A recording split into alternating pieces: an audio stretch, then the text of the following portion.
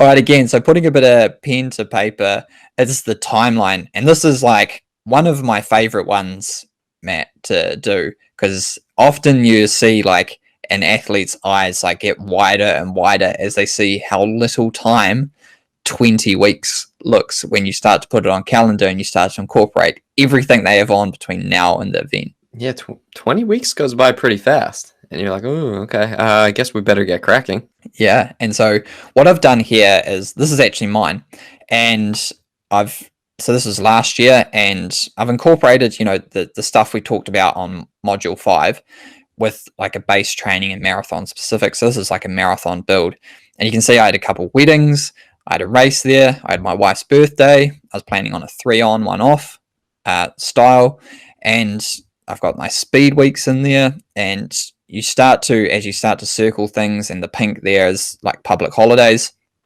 you start to say, oh wow, like how many days like do I have, especially if you're a weekend warrior and you're away for some weekends, how many big sessions can I complete?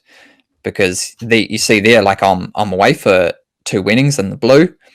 If those now need to be maybe long, I need to squeeze in my long tempos in the midweek because I'm not going to have the time in the weekend. And you want to figure that out pretty early before you get to that week and go, oh crap, I'm not going to have enough time. And so setting out your timeline is really important. I like how you have the weddings in there. It just goes to show that like we all have normal lives, right? And we need to be able to plan around those things. So I'm guessing when you went to those weddings, you really had to change your training, which means that week in between the weddings, you probably trained a little bit differently. That's exactly right. And you can see I've highlighted Friday to Sunday because they were Saturday weddings, but you travel Friday, you travel Sunday, you're tired. And as we'll cover the critical evaluation, but it's important to be honest with yourself. Like, oh yeah, wedding doesn't start till 3. I should be able to fit it in the morning. And maybe you can, but most probably you can't. Yeah, it's really important to plan around normal life because we all have one and it's going to happen. So plan around it. And that leads into my pro tip with Training Peaks. You can use the annual training plan. A lot of people don't really use this feature. Matt, have you ever used it? No. No, I tried it once and it looked pretty cool, but I guess what I've found is so many things change. Yeah, you're right. Well, you're definitely right in the most recent global pandemic.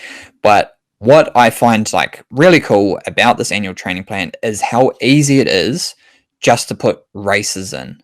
So you can you don't have to scroll through and go, oh, what date was it? You can just keep putting them in, put the priority to them, and then you'll be able to have a weekly countdown on the end of your training week. Of like the weekly summary on Training Peaks will say, 13 weeks till A event and then B event. And so you can keep an eye on like how long they've got. You don't need to scroll down to see weeks until on the actual event. So check out the annual training plan, have a play around with it. You don't need to use it in terms of like dictating when each phase needs to be and how much TSS and time and duration that each athlete needs to do.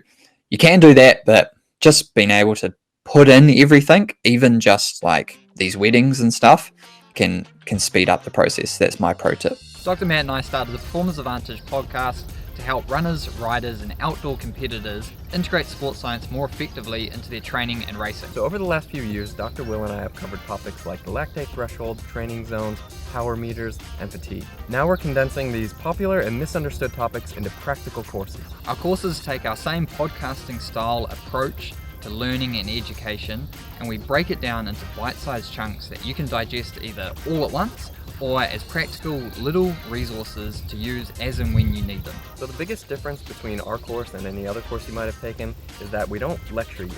It's a conversation between Will and I, and we're explaining complex sports science principles in an easy to understand manner. Yeah, we also integrate like how we use them on the regular. Our courses come with a certificate of completion as well as a lot of takeaway resources such as training plans, scientific articles, and quizzes that you can do to check your progress along the way. Our sports science courses are available now. Register on performanceadvantagepodcast.com for immediate access.